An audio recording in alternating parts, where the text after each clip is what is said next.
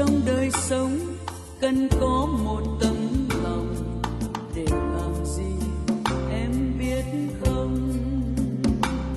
Để gió cuốn đi, để gió cuốn đi, gió cuốn đi cho mây qua dòng sông. Ngày vừa lên hay đêm xuống mênh mông, ôi trái tim đang bay theo thời gian, làm chiếc bóng đi giao lời dối gian. Living in this life, one needs to have a heart. What for, do you ask? It's to simply be carried away with the wind. Now, these are the very familiar lyrics of the song To Be Carried Away with the Wind by Vietnamese composer, very famous Vietnamese composer, Trịnh Công Sơn. These are also the guiding words of inspiration for a Vietnamese Canadian family who have been in a mission to lend a helping hand to underprivileged children here in Vietnam. Now, led by their mother, Đỗ Minh Hiếu, they have been here and been endlessly giving their endeavors out in order to make a difference and also to bring a brighter future to the children here in their home country, Vietnam. We'll get to meet them in the following report. The Dreams Fulfilled Relief Organization, DFRO, is a non-profit organization founded by Hiếu Minh Đỗ, an ambitious woman with a desire and devotion to make a difference, making changes to touch the lives of children living in Vietnam. DFRO aims to help underprivileged children in poor urban districts and remote rural areas, offering them the opportunity to reach their full potential. Since the inception of DFRO in November of 2007, together with DFO members, Hiếu and her 3 children, Teresa, Albert, and Richard, have conducted 6 cross-country trips to implement humanitarian aid programs in health and education and constructing vocational training institutes. This Canadian family of Vietnamese origin has been trying hard in order to offer Vietnamese children the opportunity to attend school and have the adequate resources in the school system. They all hope their efforts will make a difference and build a brighter future for many children here in Vietnam. Thank you very much, Hiếu and Teresa, for coming on to the show today. Now, I understand that you both, as well as the family of 4, are here in Vietnam on a charitable mission, cross-country. Now, tell me, what is the main focus for your trip this time? Our main focus for this trip is to provide a long-term scholarship award to the poverty-stricken students in Vietnam. Mm-hmm. How has it been going so far? Where have you been going? Well, right now we're in the northern Vietnam part, and we started our program in central regions, and so we traveled from Nha Trang to Hội An to Hue, and then to Quảng Trị, Quảng Bình, and then we made our way to Hanoi. Mm-hmm. Now, this charitable mission is it's part of your organization, Dream Fulfilled Relief Organization, also known as DFRO. Could you tell us, Hiếu, how was this organization created? DFRO is a not-for-profit organization founded in Ontario, Canada on November 30th, 2007. We were also granted a license as international non-governmental organization to operate in Vietnam on August the 5th, 2008. Our mandate is international poverty relief. Mm-hmm. Because I'm Vietnamese, so I have chosen my homeland to start a project in order to help my people first. I'm mother of 3 children, so I love children. And children are innocent, and they are also the future of every country. They cannot protect themselves, so they need help from us. And you know, like every child was born equally, but they don't have the same face. Exactly. So that's why we are here, and we want to help especially the children in Vietnam, to have a better future. First project, DFRO's first project, you said the license was granted in 2008, and that was when you started this whole process of life-changing projects. Tell us about the very first one. Our first project is included transforming the damaged garage to a massage therapy clinic center for the Hải Phòng school for visually impaired children in North Vietnam. From this massage therapy clinic center, the blind kids learn for the skill training, and they could have career, and they could provide food and every basic needs for themselves, and they also bring more income to the school. Exactly. And in doing this project, we also provide the special books to the visually impaired children, and we also given 3 years food supplement to 102 students. This massage clinic at the School for the Sight Impaired is a DFRO project in Hải Phòng. The sight impaired students get practice at school and gain skills alongside their studies. Giá trị của dự án thì nó không nhiều, tất cả toàn bộ là trị giá bằng hiện vật là 253 triệu. Nhưng mà chúng tôi cho rằng đây là một cái dự án nó rất là phù hợp với trường và cái hiệu quả rất là cao. Another support recipient, Trịnh Thiến Đạt from a poor family in Thượng Lý Ward of Hải Phòng City, suffers from brittle bone disorder. The 9th grader, nevertheless, has excelled in his studies and aspires to become an IT engineer. Today, Dad and 4 other students from Thượng Lý Ward receive a scholarship from DFRO. The scholarship includes a monthly assistance of 480,000 Vietnam dong, as well as study materials.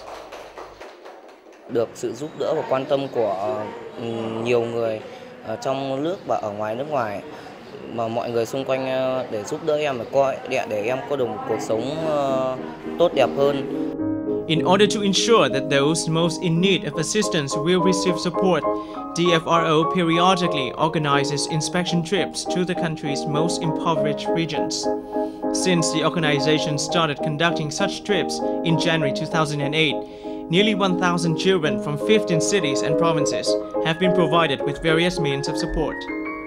Và chúng tôi còn đánh giá được là khi trở về đất nước Canada thì bản thân chị Hiếu cũng như các thành viên trong tổ chức của chị Hiếu đã vận động những công dân Việt kiều của Canada ở Hải Phòng về trở lại, một là thăm trường để tỏ rõ cái việc làm của chị Hiếu đại diện cho tổ chức. I think within a short period of time, having been able to assist hundreds of people is already an achievement. A former stage performer, Hildo also has a special interest in nurturing any musical or artistic talent. Students receiving assistance from DFRO also assume a responsibility to excel in their studies, as the fulfillment of dreams comes not only with support but also with personal endeavors. For those interested, DFRO's achievements are listed on its official website, dfro.ca. Well, most beneficiaries of your project are, as you said, poverty-stricken, very disadvantaged children. And these kind of projects, organizations to help children, are abundant worldwide, but each has their own approach. How about for your organization? How do you help children to realize their dreams? Well, first of all, those qualified students will receive 480,000 Vietnam dong each month. And those money to help them, not just for food or basic needs. We can pay for the tuition fees. We can pay for the insurance like the medical insurance. Maybe some kids doesn't have it, right? Exactly. And you know, for some children in Southern, they dream of having a bicycle, but they never have it in their lives. So with our support each month, and you know, they could buy a bicycle to fulfill their dreams, right?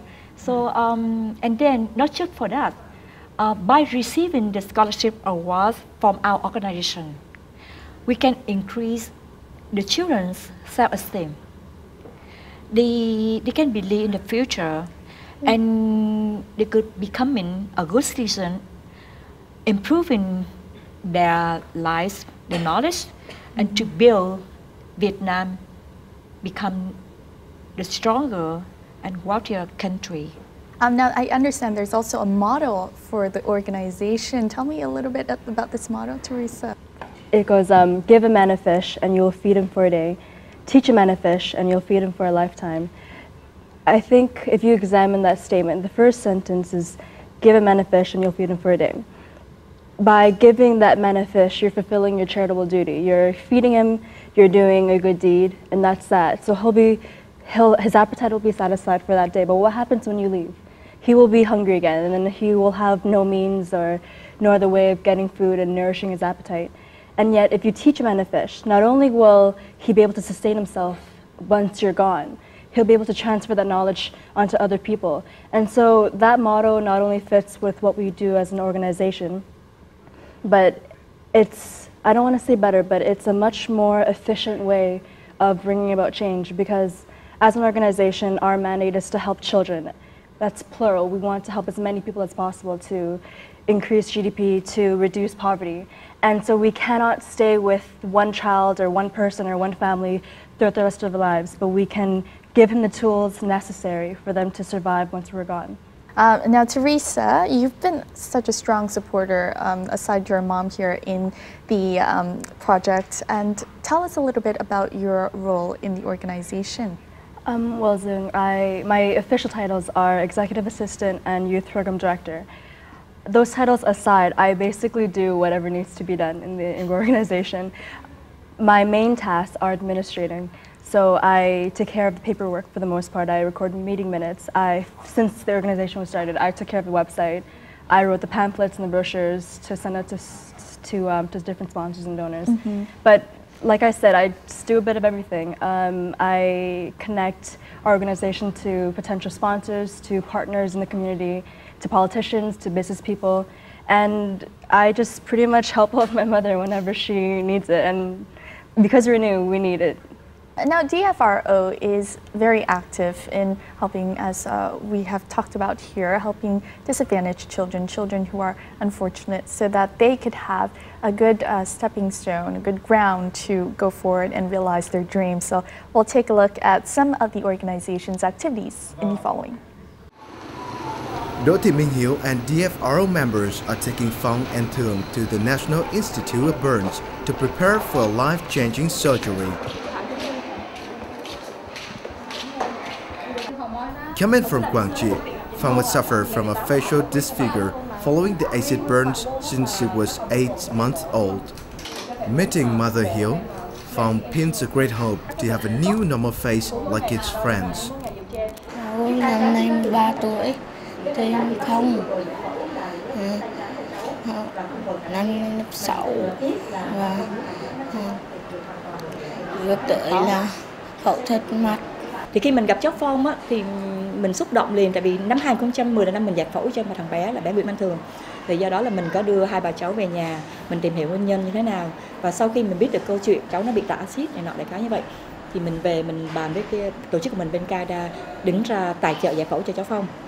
Riêng cá nhân mình thì mình nhận Phong như một đứa con nuôi, là mình tiền từ riêng của gia đình mình thì mình tài trợ nuôi cho Phong ăn học cho đến thực hiện được ước mơ của Phong là cháu ước mơ làm bác sĩ. From Ninh Bình, 13-year-old Nguyễn Văn Thường was burned by boiling water at the age of 3. He's going to have face operation for the 3rd time, which will hopefully help him improve the ability to see and hear. Witnessing the adverse circumstance, Hill's children were so touched by the boy's story. Mình tới đây đó, mình thấy cái này còn đau khổ hơn nữa. Tại vì mình làm Nhưng mà mình làm không có bao đủ hết.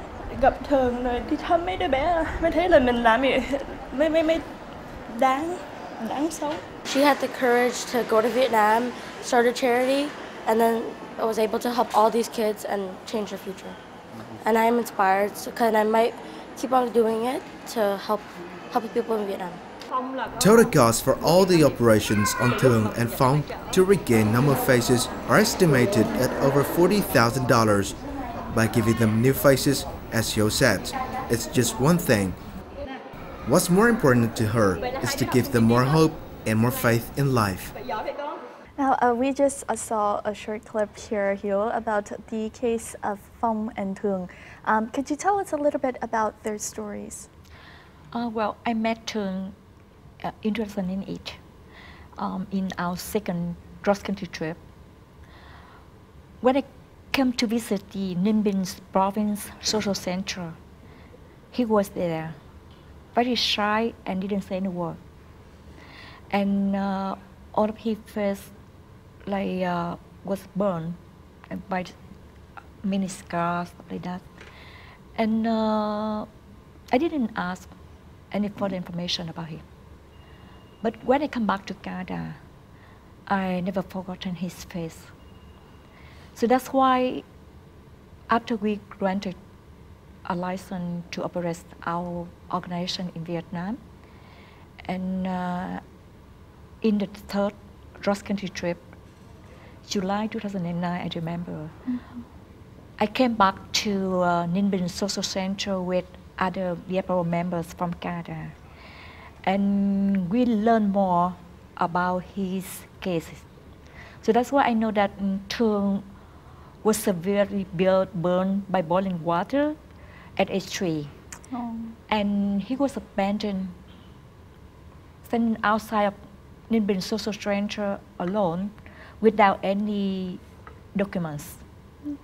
So even, his date of birth and his name were given by the director of Ninh Bình Social Center.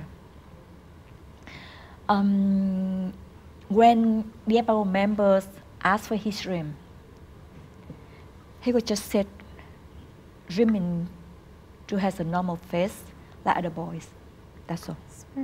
Yeah. Very simple dream. That's right. Very normal dream, but it won't be easy, right? Because if nobody helped him, he will never fulfill his dream.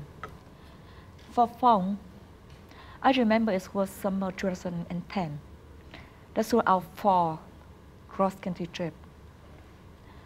When I just arrived to Huế, I got the information that my mom was injured and she was emergency.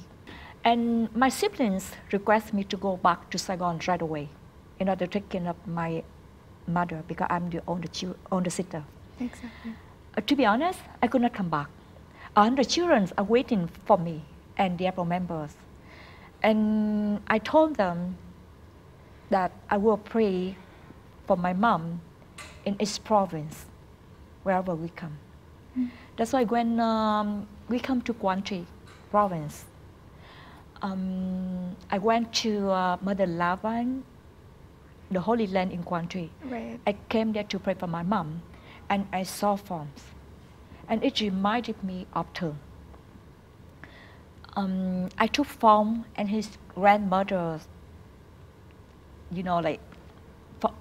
Phong was a beggar at the church, and his grandmother was also there with him. They doing the same job, and I took them to their house to interview about their cases. So I learned that Phong was acid thrown with his mom when he was at 8 months old. Oh. Yeah, 8 months old. It's a very young age. That's right. And his mom was dead 1 month after that. His father abandoned him as well. I remember I asked his grandmother, why did she let him be a beggar at the church? And she said, well, he has no future anyway. That's what she said. And, after come back to Canada, I want to have fun. So that's why I discussed with DFRO director board in Canada, and we decide to assist him in surgery.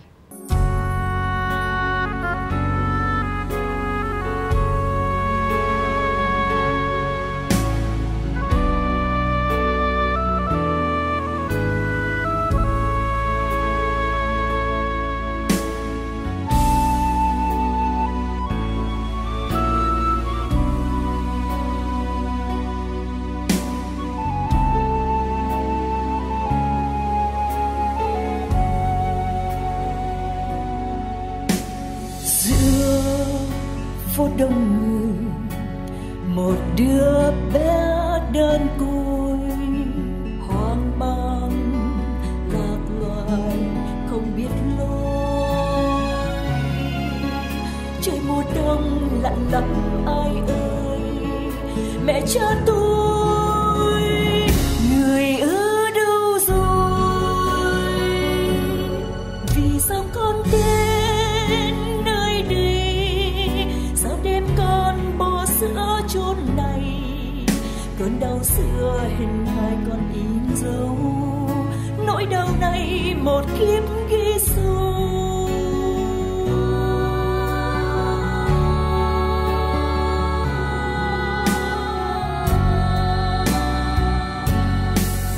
Ôi con mơ một ước mơ bình thường, mơ yêu thương dìu con bước trên đường.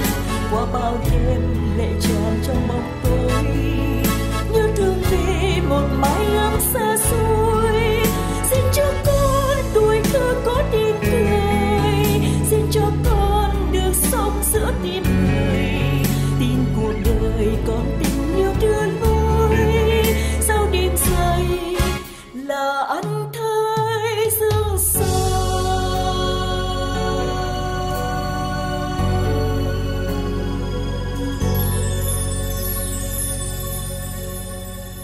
We just saw you perform a song here. It's a song that's named Ordinary Dream, and it was dedicated to the case of Thương, who we just talked about. Could you tell us a little bit about the process of writing this song? I mean, you're also into songwriting, yes? Yeah. For Thương song, I was inspired to write this song by his real life story. So to be honest, it's very easy to me to write a song because it always in my heart.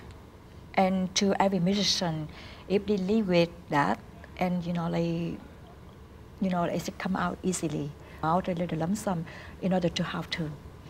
Yeah. So I've been writing many songs about charitable songs, about 20. Totally, in my song were written, I think about 50 or 60 songs so far. Đường đêm khuya vắng lẻ loi, bóng em thơ lạc lõng bên đời. Cờ gió bên hiên, nhà người đầy lạnh giá, khát khao ngày hạnh phúc đã bay xa.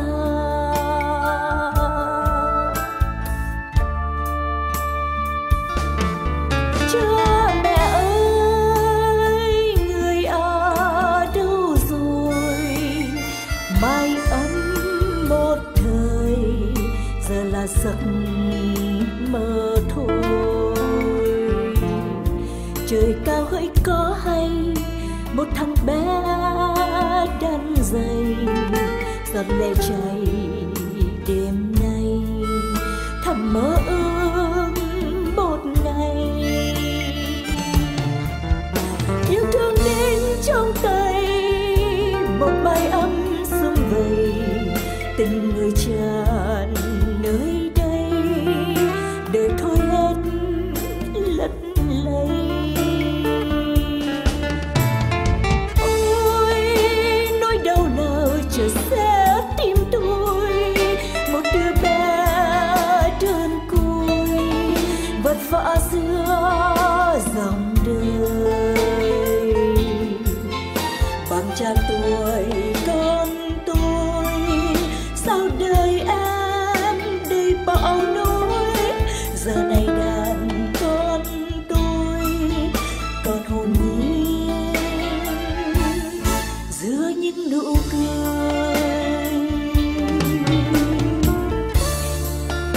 Bài hát này tôi hát người ơi, xin cùng tôi vào giữa lòng đời, cho bao em thơ đời chẳng còn sống tu, cho bao cuộc đời từ đây hết bơ vơ. Xin người mở rộng vòng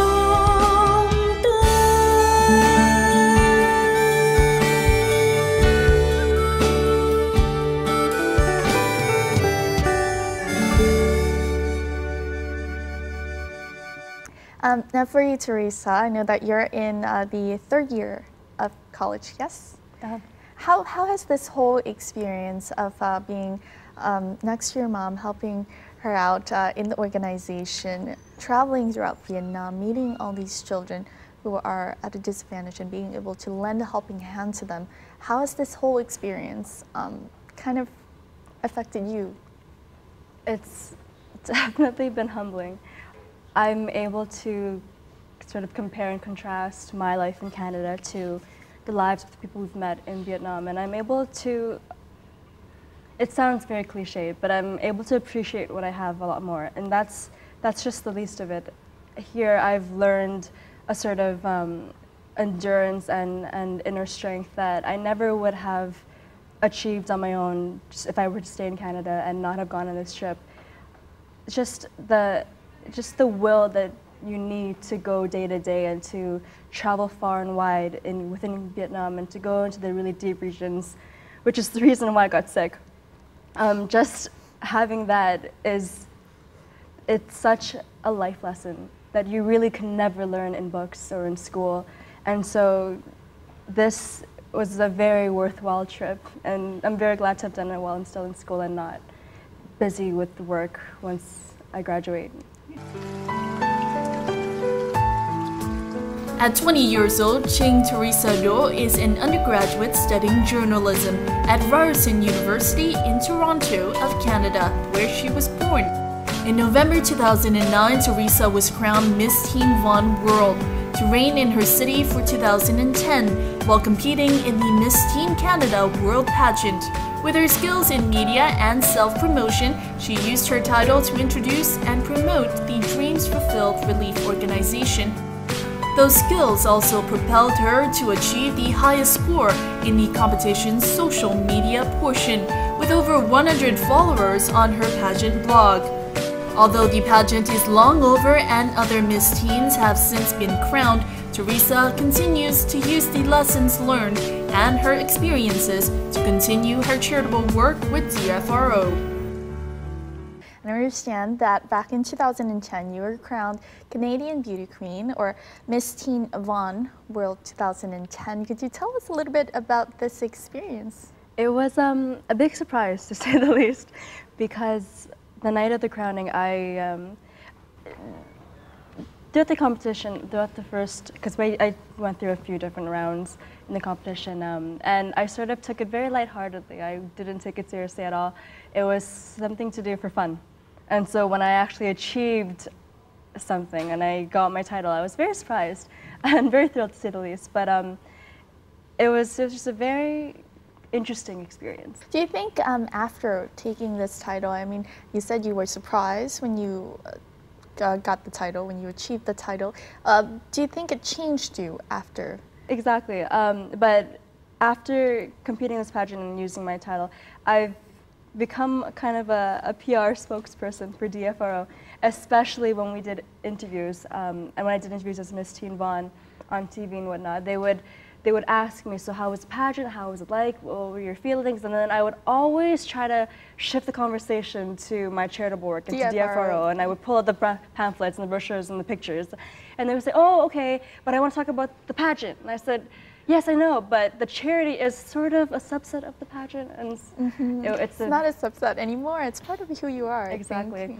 And I think to get any attention, you need some sort of, I've always said that people will pay more attention to you if you sparkle, and this kind of sparkles. Exactly.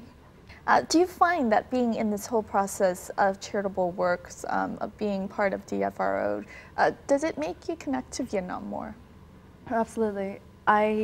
Because you're basically in Canada anyways. When I talk about DFRO, I'm talking on behalf of the children we help in Vietnam. And so you're a representative, you're an ambassador of Vietnam at that point. It's a very small setting, but you're still representing Vietnam on the global scale. And so doing this work, I've had to learn a lot more Vietnamese. I've had to partake in many activities with Vietnamese people. And that just, it teaches you the sort of culture and customs of not necessarily Vietnam, but the Viet Kieu outside of Vietnam. But in that sense, it's gotten me a lot closer to my heritage and my ethnic roots than doing anything else would have. Mm-hmm. For you, Hiếu, within the family, do you make it a point to kind of get your children to be close to Vietnam, or to, in any sense, have a connection back to their roots? Oh, yes, always. It's always. Like, my children always learning about Vietnam through my story. Until they say, "Mom, don't say anymore." Almost every day. I thought about, how did my parents raise me up, with all, even I got hit from them up to age 22. My father still hit me up to age 22. So they said, no, it's not in Canada, right? Anyway, like, I teach them following the Vietnamese culture. Teresa had to work, in a household work at age 1. Wow. Yeah, so whatever. What did you do at age 1? Do you remember? Like, yes, every morning she had to clean the table. Like this. I trained my children to be, being responsible person, and how to rely, the lucky they have, by living in Canada, but they still had to learn. Because Canada is a multicultural country anyway. Yes. They always encourage any immigrant to keep their own culture. Exactly. And we blended our culture with Canadian culture. Mm-hmm. So that's the good country that to live. So everything I teach Teresa always said, okay, you are Vietnamese, you have to do this, you have to do that. Especially like tin học lễ hậu văn. Like in Vietnamese quote already have that. And I always, actually, in our family before, we always eat Vietnamese food. I always cook Vietnamese food. And I always teach Teresa, how to become a Vietnamese girl. And sometimes she told me, "Mom, I'm Canadian. I was born in Canada." I said, "No, you was born in Canada, but you had a Vietnamese blood." So that's why, you had to learn, being a Vietnamese woman, because the Vietnamese woman is different to Western woman. Mm-hmm. Getting together and cooking Vietnamese food has always been a fun-filled time for Hiếu and her children. Hiếu loves cooking traditional Vietnamese food and is always eager to teach her kids how to cook. She believes that Vietnamese dishes will give them a good connection to the traditions and culture of their homeland. Tôi rất là thích nấu ăn, phải nói là yêu luôn đó, phải nói. Tại vì đối với tôi thì nấu ăn nó là một cái nghệ thuật. Khi mà làm bếp ấy, thông thường là tôi hay gọi mấy cháu là mỗi đứa làm một cái, ví dụ như là nhặt rau hay là bỏ giá vô, đại khái như vậy là mấy cháu nó phải phụ. Khi mà nó yêu thích món ăn Việt Nam thì nó sẽ tìm hiểu cách nấu ăn Việt Nam, đúng không? Thì cái giống như là chính vì qua đó mà cái tên của Việt Nam luôn luôn ở trong lòng tụi nó.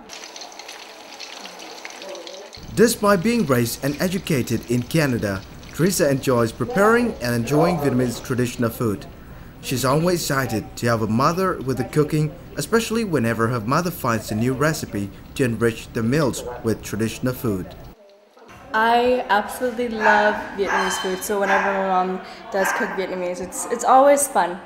Especially when she makes spring rolls, because it becomes a family activity. We sit down and we work together to create this one dish. Cooking Vietnamese food is a really very strong effort to kind of keep our ethnic heritage alive.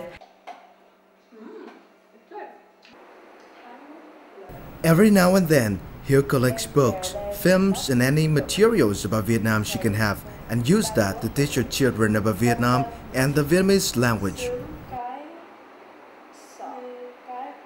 Tôi giáo dục con tôi về Việt Nam qua giống như là báo chí tôi coi, ví dụ vậy, những cái hình ảnh đứa bé Việt Nam nào giỏi tôi đưa ra cho các cháu, hay là những cái news về Việt Nam, hay là bất lần TV mà của ngoại quốc nhưng mà nó chiếu về Việt Nam thì tôi cũng gọi con tôi ra coi, nó như vậy. Và hội chợ Tết này nọ tôi đưa đến để cho nó nhớ lại cái truyền thống Việt Nam. Và ngày Tết của trong gia đình mình thì vẫn có trưng bày y chang như Việt Nam, cũng hoa mai, hoa đào, cũng bánh chưng này nọ, và tất cả món ăn thì hầu hết là Việt Nam rồi. Thì tôi nghĩ đó là cái hình thức để mình nhắc nhở con mình nó là người Việt Nam. Despite living in Canada, the children of Hiếu are fluent in Vietnamese. Hiếu said she insists on two most important things in educating her children, being Vietnamese and absorbing Vietnamese culture in the work and life.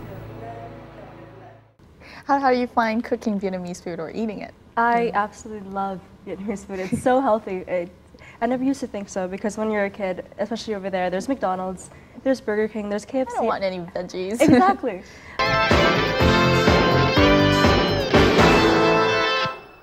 Also in today's studio is Hiếu two sons, Teresa's younger brothers, Albert and Richard. Hey guys, come on.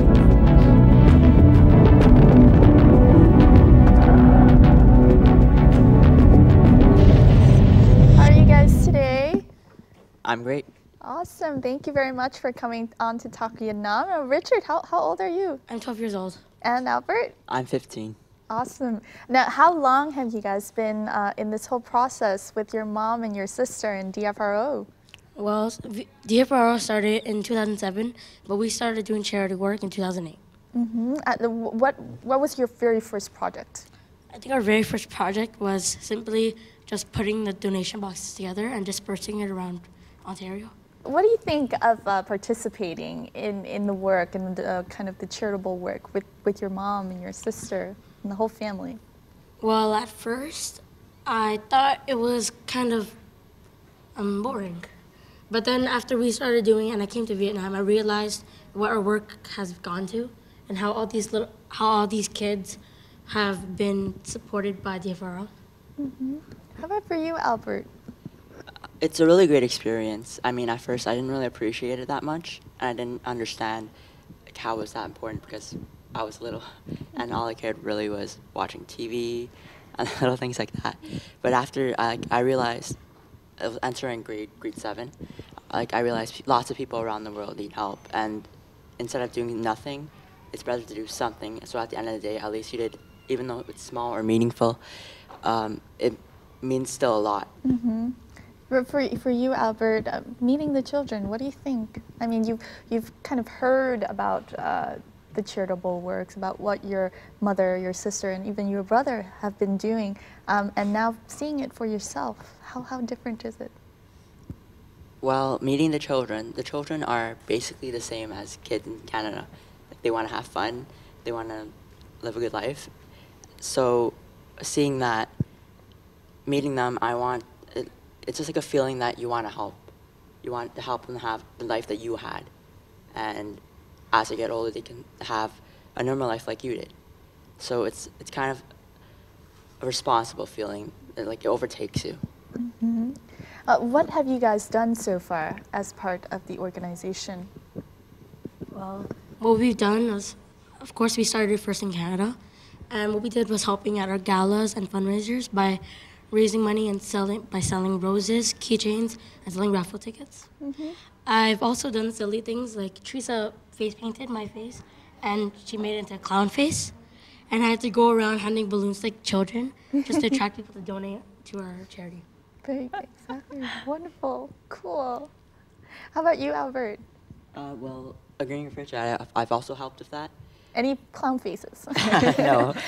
But we've actually started this last year, but we started a golf tournament, which helped bring in lots of funds. And I helped the golfers get ready to go out on the course. And I also helped sell things during the actual dinner too. So small things, but at the end of the day, they give their own value. Thank you very much, the whole family, for coming on to Talk Vietnam. As part of kind of wrapping up the show, I know you three are notorious for sometimes, occasionally, bugging and driving your moms nuts with singing and your songs. And I know you prepared a little bit of something for today. So could you possibly share with us what that is?